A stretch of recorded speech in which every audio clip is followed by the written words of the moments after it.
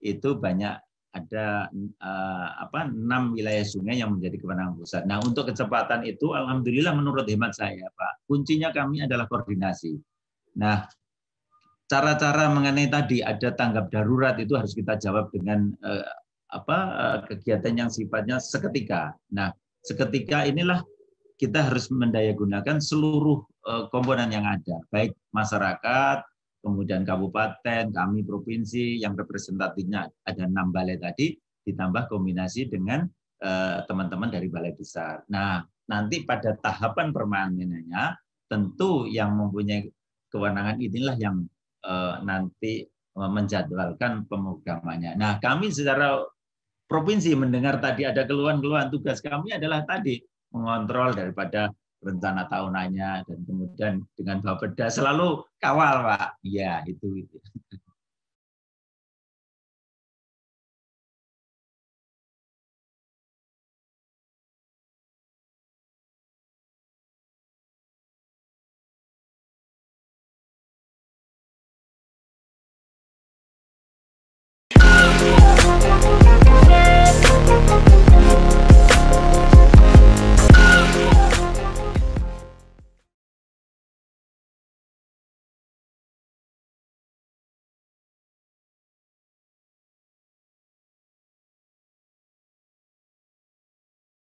Assalamualaikum warahmatullahi wabarakatuh. Waalaikumsalam warahmatullahi wabarakatuh. Bersama saya Bambang Sadono di channel Inspirasi untuk Bangsa. Mudah-mudahan di channel ini kita bisa berdiskusi secara jernih, berimbang, dan arif. Saya sudah bersama dengan Bapak Insinyur Eko Yunianto, spesialis 1. Ya. Nanti kalau salah diluruskan, Pak. Kepala Dinas Pusdataru Provinsi Jawa Tengah, Dinas Pekerjaan Umum, Sumber Daya Air, dan Tata Ruang. Apa kabar, Pak? Baik, Pak. Matur nuwun, alhamdulillah sehat. Ya. Mugi Pak Bambang tansah dengan karaharjan. Baik, Pak. Ini penjaringan pasti sedang sibuk ini. Kiriman banjirnya agak luar biasa ini di bulan Januari Februari ini. Mungkin dari sudut panjenengan, seberapa jauh infrastruktur sumber daya air ini mengalami kerusakan, Pak? Oke. Baik, terima kasih atas kesempatannya, Pak Bambang. Kami akan sedikit memberikan ilustrasi bagaimana kejadian banjir yang sebenarnya pada saat kita memasuki musim penghujan, yaitu saya cerita dulu, 22 September itu kami sudah melakukan persiapan-persiapannya. Dan kemudian tata cara di dalam penyiapan untuk pengurangan bencana itu sudah kita siapkan betul. Nah, representatifnya kami 1 Oktober itu ada posko, kemudian dilanjutkan dengan 26 Oktober itu ada posko yang terpadu di Wisma Perdamaian. Itu memberikan makna kesiapan kita sumber daya manusia, bahan banjiran, peralatan, alat komunikasi, kemudian standar operasi prosedur. Nah, kami pada waktu itu di warning juga dari BMKG yang pada musim hujan 2020-2021 itu lebih kepada kecenderungan gejala La Nina, yaitu kita lebih banyak mendapat curah hujan yang representatifnya kurang lebih tambahnya adalah 20-42%. Nah, ini sudah mulai bulan November kita mengalami di Puring itu, Kebumen, itu adalah tanggul jebol, kemudian menyusul di daerah wilayah Pati, kemudian di daerah Brebes juga. Nah, kemudian terkait infrastruktur, tentu yang harus kita pahami, tanggul-tanggul itu kan relatif banyak yang dari tanah, Pak. Nah, kelemahannya adalah begitu overtopping, pasti itu terjadi jebolan. Dan kemudian apa yang harus kita lakukan? Pertama adalah jika lapangan sudah dimungkinkan, pekerjaan darurat itu segera kita lakukan supaya bisa mengurangi dampak yang lebih besar. Karena itu. Oke. Pak, kalau tidak salah ya, ini kan amatan partikelir gitu ya. Kelihatannya ini bencana banjir tahun ini agak lebih besar dari biasanya. Iya, leres Pak. Dari catatan kami dari curah hujan yang kemarin itu sudah dianalisis itu curah hujan kala ulang 50 tahunan dan itu sama yang disampaikan statement dari Pak Dirjen Sumber Daya Air pada waktu meninjau bersama Pak Menteri Perhubungan di bandara itu disampaikan pada waktu hari Minggu tanggal 7-nya tanggal 7 ya Pak Menteri Perhubungan ke bandara, kemudian sekaligus meninjau di Tawang. Dan itu representatifnya memang curah hujannya tinggi, yaitu salah satu di stasiun pengamat kami di daerah Beringin itu sampai 181 mm, kemudian di Bandara Ahmad Yani 171 mm. Nah, kalau itu normalnya, tadi kan saya bilang itu 1 hari Pak sekian, tetapi itu belum sampai 1 hari itu sudah sekian. Nah kalau kita berbicara normal, kita memetakan namanya peta ESUHID curah hujan di Jawa Tengah itu, jawabannya tertinggi pasti ada di sekitar Gunung Slamet. Nah kisarannya itu 3.700 sampai 4.000-an lah Pak. Nah memang yang kurang menguntungkan itu teman-teman yang ada di daerah Rembang, Blora, itu memang relatif lebih kecil. Dan itu peta secara keseluruhan di Jawa Tengah. Artinya kita sudah tahu tren bahwa curah hujan tahunan di Jawa Tengah itu tertinggi ya daerah Gunung Slamet, dan kalau itu mulainya ya paling awal di sana, paling terakhir ya di sana. Nah inilah memberikan suatu ilustrasi bagaimana kita mengelola daripada potensi hujan yang ada di Jawa Tengah. Nah kemudian dikombinasi dengan prediksi yang dari BMKG, dan saat ini BMKG sudah mampu untuk memprediksi adalah jam-jaman, yaitu kalau itu terjadi perubahan yang seketika itu 3-4 jam sebelumnya, itulah yang harus kita tengok terus. Ya, Pak, kelihatannya terutama di Pantura ini, itu kan selalu kalau ada banjir begini kemudian ada spekulasi mengenai penurunan tanah yang 10 cm per tahun. Itu seperti apa Pak yang benar itu? Baik Pak, kita mengelola air itu tentu banyak sektor yang terlibat.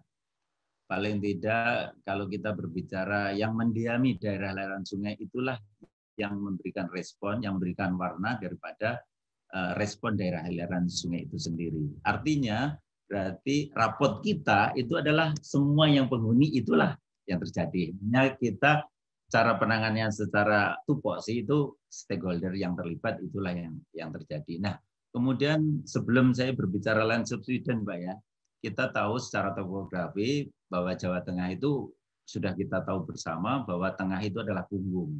Artinya kalau terjadi hujan, ya kalau sebelah utaranya punggung itu ya larinya ke Laut Jawa, kalau sebelah selatannya Samudra India atau Samudra Indonesia kan gitu. Hanya arahnya sebagai contoh Serayu itu mengalirnya sampai ke barat ke Cilacap, Bengawan Solo bahkan lintas provinsi sampai Gresik sampai Lamongan, dan itu karakteristik itu sudah kita pahami bersama. Nah, terjadilah interaksi bagaimana menjelang estuari air yang ditransfer dari pegunungan menuju ke pantai akan bertemu, reaksinya adalah di muara. Nah, kita sadar bahwa dari sisi aktivitas kehidupan sehari-hari kita, itu kan relatif bahwa utara itu menggeliatnya lebih jauh lebih tinggi, Pak, putaran kehidupannya. Nah, tentu ini kalau kita berbicara konsumsi air, itu pasti akan jauh lebih tinggi. Nah, sebagai representatifnya kaitannya dengan land subsidence, indikatornya adalah bagaimana kita memenuhi kebutuhan sehari-hari itu pasti akan bersentuhan dengan memanfaatkan air tanah, dan air tanah inilah yang memberi memberi hubungannya terhadap land subsidence. Nah, tugas kita pemerintah bagaimana sedapat mungkin mengganti eksploitasi air tanah itu, mengolah dari air permukaan yang tadi waktu kita air hujan kan sudah sangat banyaknya untuk menjadi banjir. Nah, inilah tantangan kita ke depan, Pak Bambang. Terus kemudian data-data antecedent apa yang kami referensi itu Semarang memang sekitar tadi yang disebutkan sekitar 820 itu adalah ancar-ancar normatifnya, tetapi hasil penelitiannya nanti kita buka bersama karena itu ada petanya. Demikian juga untuk yang Kota Pekalongan. Pak, lalu antisipasi jangka panjangnya apa Pak untuk menghadapi banjir yang hampir rutin ini terjadi di terutama Pantura? Ya, baik. Kalau untuk antisipasi tentu ada jangka pendek, jangka menengah panjang ya Pak. Di dalam frame-nya pengelolaan SDA pasti ada upaya-upaya konservasi. Itu lebih direpresentatifkan ke daerah hulu. Daerah hulu tentu yang melakukan tidak hanya kami saja, bagaimana peran dari institusi lain. Karena kami lebih dominan kepada mainstream-nya. Mainstream itu artinya di sungainya. Padahal kita tahu sungai itu adalah akibat. Nah, artinya bagaimana tata cara bercocok tanam, pengelolaan hutan, dan ada kaitannya erat dengan lahan, hutan, dan air. Kan begitu, Pak. Nah, kemudian daerah tengah, lebih kalau kami boleh representatifkan adalah untuk pendayagunaan. Pendayagunaan adalah memanfaatkan sumber daya air yang kita miliki. Nah, tentu di Jawa Tengah kita paham dari sejarah kebanyakan adalah untuk irigasi, termasuk untuk menjawab kepentingan saat ini yang sudah berkembang akan kebutuhan air. Nah, daerah hilir inilah kalau kita pada potret adalah pengendalian daerah rusak airnya, yaitu mengenai daerah genangan, kemudian daya rusak airnya itu relatif tinggi. Dan kemudian jangka pendek, jangka menengah, jangka panjang tentu kami punya rencana kerja. Paling tidak pada saat kita melakukan daerah hulu untuk membangun cek dam, gali plak, dan itu sangat bisa diperankan oleh teman-teman masyarakat, Pak. Contoh yang sederhana, kita punya Karas, itu kan daerah steep slope, daerah yang curam. Nah, itu masyarakat sudah sangat cerdas, menata dengan kayu, dengan batu, itu maksudnya untuk mengerem supaya air itu tidak bablas, supaya ya ada remnya lah Pak. Kalau enggak kan berat itu membawa sedimen, membawa belum nanti daya rusak airnya. Itulah cara-cara yang harus kita kembangkan. Yang tadi prinsipnya bahwa semua yang mendami daerah aliran sungai harus berbuat dengan yang sama, punya visi yang sama, paling tidak mengurangi dampak bencana banjir yang akan kita hadapi bersama. Nah, secara frame ada rencana tahunan, rencana menengah, rencana jangka panjang. Kita tetap concern di dalam RJBMN kita juga ada pengendalian banjir dan rob, itu menjadi utama. Selain untuk menyelamatkan sentra-sentra produksi pangan kita. Pak Eko, kalau mohon maaf ya, kalau ini dilihat dari segi manajemen pengelolaan ya, pengelolaan ini sumber daya air terutama persungaian, ini kan hampir saya nggak tahu apakah hampir semuanya atau sungai tertentu saja yang dikelola oleh institusi pusat. Jadi pengalaman saya melihat kalau terjadi kasus-kasus itu agak lambat Pak, baik kalau terjadi maupun kalau penyiapan itu setelah saya cek juga kalau terjadi tidak cepat, dan kalau persiapan itu juga lama karena pengusulannya lama dan sebagainya. Itu bagaimana kalau dari pandangan provinsi? Matur nuwun Pak. Terima kasih. Sebelum itu saya beri ilustrasi. Memang di Jawa Tengah ini secara administrasi kan ada 26 kabupaten, 29 kabupaten, 6 kota. Itu secara wilayah administrasi. Kemudian secara wilayah hidrologis itu paling tidak kita yang tersurat di dalam Permen PU nomor 4 tahun 2015 tentang kriteria dan penataan wilayah sungai, itu kita ada 202 sungai yang dimana ada di Jawa Tengah, artinya di Provinsi Jawa Tengah, kemudian ada di Karimun Jawa dan Nusa Kambangan. Nah, itu memang dibagi pengelompokannya, Pak. Ada 10 wilayah sungai, di mana pertama wilayah sungai Cimanuk Cisanggarung itu yang berbatasan dengan Jawa Barat. Kemudian ada wilayah sungai Pemali Comal, Bodri Kuto, Jeratun Seluna, Wisogelis, Karimun Jawa, Bengawan Solo, Progo Bupak Serang, kemudian Serai Buko Wonto Citandui. Ada 10 wilayah sungai. Dan kemudian luar biasanya lagi, Pak, itu sebagai pengelola di Jawa Tengah itu ada 6 balai besar wilayah sungai. Dan itu kan saya pernah matur ke Pak Bambang, itulah yang membedakan di jalan raya. Kan jalan yang mengelola jalan itu tidak sebanyak itu. Nah, ini memberikan suatu ilustrasi bahwa kuncinya adalah koordinasi yang begitu ada kesan. Bagaimana kami itu ini masyarakat di daerah, padahal kita harus ke pusat. Itu mendayagunakan kami yang ada di provinsi ini, karena kami punya unitnya di 6 balai kami yang tersebar, yaitu 1 Balai PSDA Pemali Comal itu mewakili representatif ex-Karisidenan Pati, kantornya ada di Tegal. Kemudian Bodri Kuto itu ex-Karisidenan Semarang, kantornya di Semarang. Kemudian Balai PSDA Seluna itu ex-Karisidenan Pati ada di Kudus. Kemudian yang selatan Bengan Solo, ex Solo itu ada di Kota Surakarta. Kemudian ex Kedu itu ada di Kutoarjo, Purworejo. Kemudian yang terakhir Banyumas itu ada di Purworejo. Nah, memang dari sisi kewenangan itu banyak ada 6 wilayah sungai yang menjadi kewenangan pusat. Nah, untuk kecepatan itu, alhamdulillah menurut hemat saya, Pak, kuncinya kami adalah koordinasi.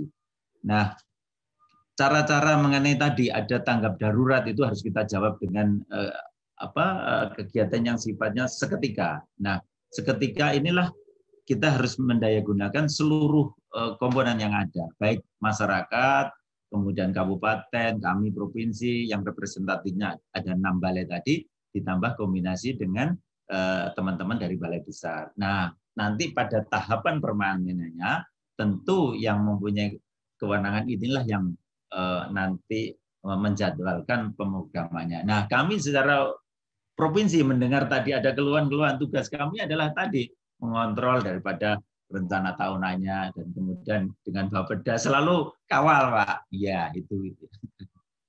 Pak Eko, ini tadi kan dengan sistem ini maka itu yang harus dilakukan, misalnya koordinasi. Tetapi untuk mempermudah itu tadi ya manajemen itu, apa nggak pernah punya gagasan bahwa ini dirubah menjadi satu tangan begitu biar lebih cepat. Satu ilustrasi begini, Bupati Pati itu selalu mengeluh terus. Dia tahu persoalan kenapa banjir padi itu karena Sungai Juwana itu yang yang banyak endapan dan itu tidak di situ, itu agak. Tetapi selalu programnya dia itu nggak pernah bisa selesai karena ketika usulan proyeknya itu terpotong sehingga kalau satu ini diperbaiki nanti ini sudah terburuan lagi. Nah, gimana sebenarnya solusi yang menyeluruh mengenai kasus kayak ini? Ya, ini kalau masalah Juwana harus kita lihat tentang historisnya yang lama, Pak ya. Kalau itu kan memang ada Sungai Porba, zaman Belanda juga sudah kita kenal bersama bahwa itu memang kolmatasi. Memang daerah hamparan yang memang sengaja dibanjiri. Nah, pada waktu itu kan misalnya penduduknya kan relatif nggak ada. Nah, begitu terjadi sekarang sudah kolmatase, menjadi areal yang sangat interest itu ya, menarik kepada berbagai. Nah, inilah persoalan-persoalan itu muncul. Karena sebenarnya air itu kan juga butuh parkir. Nah, sekarang parkirnya sudah berubah fungsi. Nah, tentu ini harus kita lihat secara utuh, tidak hanya sebagai sumber daya pengelolanya saja, tetapi sustainable terkait dengan sumber daya yang lain, misalkan kemampuan pendanaan, kemudian sejarah historis, yang tadi harus kita lihat bahwa di situ itu memang daerah cempungan. Nah, kan akan lebih murah misalkan ada ide. Yaudah, berarti kita yang harus memberikan ruang yang cukup kepada air. Nah, inilah memang tadi dinamika antara tuntutan. Nah, kalau masalah ada satu entah itu friksi atau kurang sinkronnya, inilah yang harus. Karena prinsipnya pemerintah daerah sendiri juga nggak bisa mengatakan ini kewenangan Anda, tetapi masyarakat kan masyarakat yang mendiami adalah masyarakat yang di daerah. Contoh yang sederhana, kalau itu terjadi teman-teman terkait dengan masalah sosialnya, kalau itu nggak dibantu daripada pemerintah daerah, tentu ini tidak menjadi smooth. Nah, representatifnya sebagai contoh saat ini, bagaimana kita mau mengeruk Juwana saja di daerah pelabuhan saja itu susahnya minta ampun untuk yang masalah perahu. Nah, ini memberikan suatu wacana, gambaran kita. Kalau kita berhadapan dengan sumber daya air tidak menjadi domain untuk instansi tertentu, bagaimana kita saling mendukung supaya kita tahu betul ini loh masalahnya.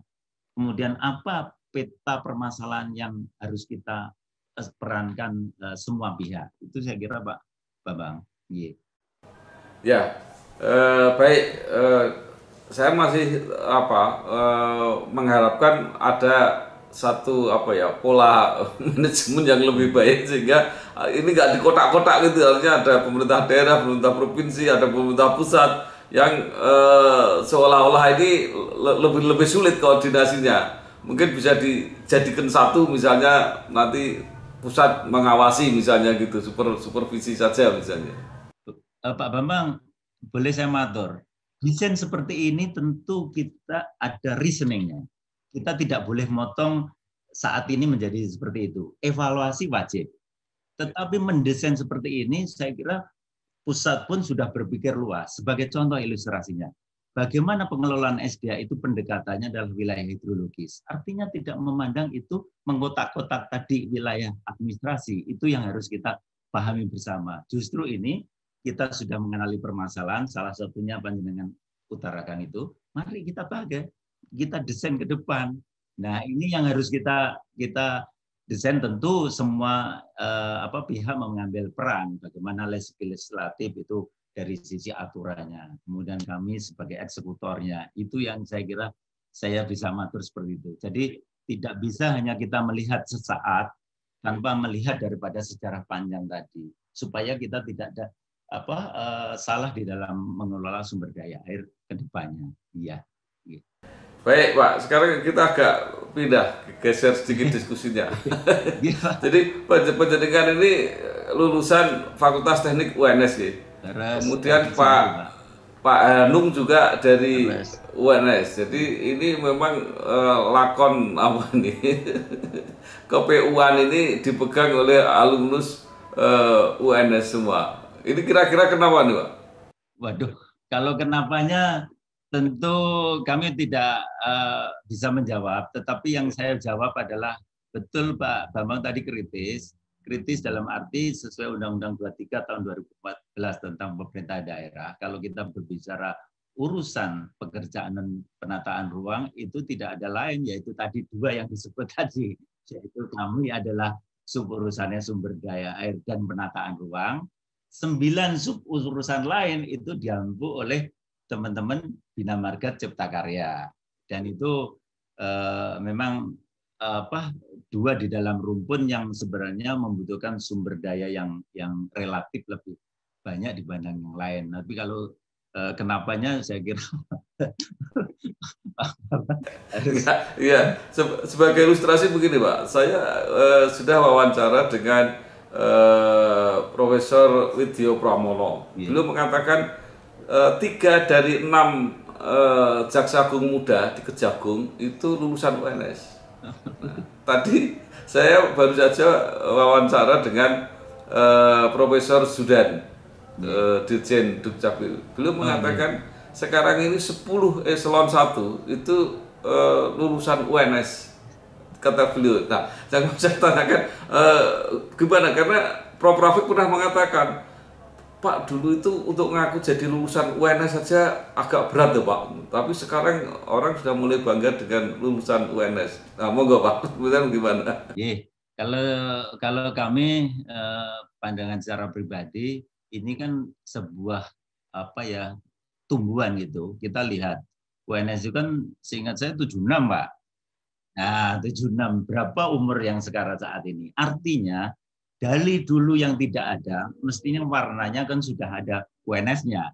Dan saat inilah mulai alumnus itu sudah menampakkan. Dalam arti kami sebagai alumnus tentu berpegang kepada yang dulu kita ajarkan. Yang intinya kita adalah tunjukkan bahwa kita tuh mau dan mampu bekerja. Nah saat ini alhamdulillah sebagai alumnus kami representatifnya tadi urusan pekerjaan umum dan tata ruang di Jawa Tengah dipercayakan kepada alumnus UNS, dan ini saya kira proses yang menjawab, dan kita sebagai alumnus tentu bangga dan kita sembahkan kepada alma mater bagaimana kami sebagai alumni paling tidak memberikan warna kepada urusan pekerjaan penataan ruang di Provinsi Jawa Tengah. Nah saya kira ini akan berkembang, Mbak, karena setiap Rabu itu rasanya ada wedangan UNS, dan itu orang-orang hebat semua. Kalau saya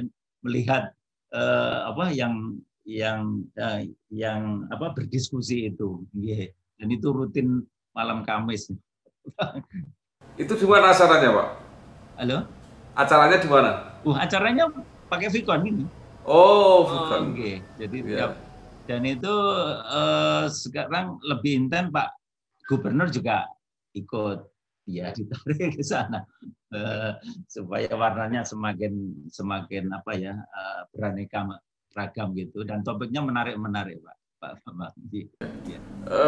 Pak, itu kan UNS itu kan dulu merupakan gabungan ya dari berbagai universitas, ada sekolah tinggi dan sebagainya. Kalau teknik itu cikal bakalnya apa, Pak? Nah, tentu kami itu angkatan 83, Pak. Aturannya relatif sudah ada dibanding kalau gitu tanya angkatan sebelumnya 76. Tentu ada yang tadi ada UGS ya Pak ya dulu, Universitas Gabungan Surakarta. Ya, kemudian kita bersyukur UGS difasilitasi kampus Kentingan, dan berawal dari fasilitas kampus yang begitu bagus. Saya ingat pada waktu kami masuk itu kan masih proyek perintis, Pak. Jadi ada proyek perintis 1, perintis 2, perintis 3, perintis 4. Nah, kami UNS 4 kalau nggak salah, Pak. Iya, laras. Jadi 1 gagal ya, kalau 2 kan khusus ya. Yang 3 ke 4. Alhamdulillah kami diterima di sana, dan saya masih ingat betul pada saat angkatan baru itu ada bis tumpuk, Pak, pertama. Kenapa saya punya cerita bis tumpuk? Karena saya memanfaatkan untuk mendukung kegiatan perkuliahan kami mengandalkan langganan bis Damri, Pak. Karena saya kosnya ada di kota, nggak pernah pindah. Iya. Jadi kalau begitu pada waktu itu dosen masih dari Gajah Mada yang banyak, Pak ya? Dan itu kita akui jelas bahwa UGM itu kan jauh lebih senior. Artinya dari sisi alumni, dari sisi dosen, itu kan ibaratnya yang mengampu kami kebanyakan dari UGM, walaupun di dalam perjalanannya kami juga diampu oleh dosen-dosen yang alumni ITB, ada itu. Tetapi warna kentalnya memang dari UGM, Pak. Itu yang dan saya punya pengalaman khusus bahwa kami diajar oleh dosen-dosen yang punya metodologi tertentu pada saat itu. Ibaratnya kalau kita ngerjakan itu sudah tangan kita sudah kayak mikir, Pak. Jadi kayak namanya mekanika teknik itu sudah nggak pakai kalkulator, angkanya itu bisa jadi hafal. Betul, itu saya ingat betul itu mekanika teknik, dan itu rasanya ada sesuatu yang ada yang spesial. Dan tentu teman-teman yang saat ini berada harus dikombinasikan dengan teknologi informasi yang saat ini berkembang. Tapi yang saya rasakan pada waktu itu adalah dididik sampai itu hafal betul. Kalau kita itu menulis itu udah nggak mikir lagi, set mengalir gitu. Pak Eko, setelah penjaringan praktek di lapangan mengalami berbagai dinamika, apa yang masih diharapkan supaya dikembangkan di kampus UNS, terutama di Fakultas Tekniknya? Terima kasih, Pak. Saya berawal dari pengalaman yang sekelumit. Saya pada waktu di Semarang ini kan banyak interaksi dengan teman-teman juga perguruan tinggi di sekitar Semarang. Kan dinamikanya tinggi. Sebagai contoh ada perhimpunan mahasiswa teknik sipil di Undip, ada geologi. Itu kan dinamikanya setiap tahunan mengadakan entah itu kegiatan akademis. Itu menyelenggarakan ada sayembara, misalkan sayembara. ada sayembara pada waktu itu yang saya temui adalah menyembarakan ini loh, ada fenomena climate change seperti ini, apa daripada inovatif yang teman-teman yang masih di kuliah. Nah, itu proposal yang masuk itu saya kaget. Ternyata yang masuk itu seluruh perguruan tinggi yang ada di Indonesia. Dan saya melihat bukan kami ingin membandingkan satu yang lain, ini nanti muaranya bagaimana di UNS ini bisa mengambil apa yang sekelumit saya sampaikan tadi. Sebagai contoh, pada waktu itu mengenai banjir ada sebuah kawasan di Bandung Selatan pada waktu itu. Karena setiap tahun kan Bandung Selatan itu tinggi. Nah, saya lihat pendekatan teman-teman yang di Bandung, terutama saya sebut saja ITB, itu sudah matching dengan kebijakan dari pemerintah, yaitu namanya flooding contraction. Tetapi yang lain masih berpikir, ya mohon maaf, masih konseptual, ada waduk, ada itu. Nah, ini yang saya maksud, bukan saya membandingkan, tetapi bagaimana dunia akademisi ini melihat perkembangan kebijakan pemerintah. Kalau begitu ini sudah diadop kepada dunia akademisi, itu alumninya pasti akan mempunyai nilai tambah. Ternyata kebijakan pemerintah itu menjadi matching. Nah, inilah yang saya kira itu dari aspek pengalaman saya yang sekelumit ini, itu contoh dari pengalaman di sisi pemerintahan. Nah, bagaimana nanti sektor swasta? Nah, ini perlu dimasukkan. Jadi tidak belajarnya kita hanya dari sisi teori saja, tetapi tantangan yang mau kita jawab di depan mata itu apa, supaya nanti itu menambah daya saing alumni untuk menjadi lebih mudah diterima oleh kalangan manapun. Itu saya kira itu Pak. Baik. Saya kira bagus sekali Pak saran-sarannya tadi. Mudah-mudahan UNS makin maju. Amin, dan Pak. Terus punya peran yang lebih besar dan lembaga pendidikannya terus menyesuaikan dengan tantangan yang ada. Sekali lagi terima kasih Bapak Insinyur Eko Yunianto, spesialis 1 Kepala Dinas Pusdata Provinsi Jawa Tengah. Yang telah lagi Pak, boleh Pak sedikit? Ya, boleh silakan ya. Pak. Ini kan sekarang kita menghadapi banjir, itu kan kita harus melibatkan pentahelik. Bahkan teman-teman di akademisi sudah ada yang mengatakan hexahelik. Tetapi prinsipnya bukan kami mempermasalahkan penta maupun hexanya. Intensitas keterlibatan inilah yang harus kita dorong bersama. Tadi kita sudah diskusi bagaimana Pak Arianto mengatakan, ini kok di kotak-kotak gini, bukan kewenangan saya mau melakukan mekanismenya, itu sebenarnya ada semua. Sebagai contoh penggunaan dana APBD, itu mendapat rekomendasi yang mempunyai. Itu harus dipahami supaya pengelolaan sumber daya airnya itu tidak tumpang tindih. Pengelolaan sumber daya airnya bukan berarti mematikan daripada peran yang pentahelik, itu tidak sama sekali. Justru malah pentaheliknya ini harus kita dorong, karena rohnya Undang-Undang 17 tahun 2019 tentang sumber daya air, yang tadi 3 pilar utama, yaitu konservasi, pendayagunaan, pengendalian daerah, itu pondasinya adalah peran serta masyarakat. Nah, masyarakatnya itu harus kita baca masyarakat secara umum. Nah, untuk dunia akademisi, fungsi pengabdian dan penelitian inilah yang harus kita dorong. Artinya, kalau itu akademisi mendapatkan masukan dari ilmu, itu saja saya kira artinya bisa diterapkan untuk berinteraksi dengan masyarakat yang mengisi pentahelik tadi. Nah, kalau itu sudah menjadi gerakan yang masif untuk pengelolaan banjir, itu insya Allah kita tuh bukan menghindari banjir, mengendalikan bukan, tetapi mengelola banjir dengan tujuan bahwa kita mengurangi risiko bencananya. Saya kira itu Pak Bambang.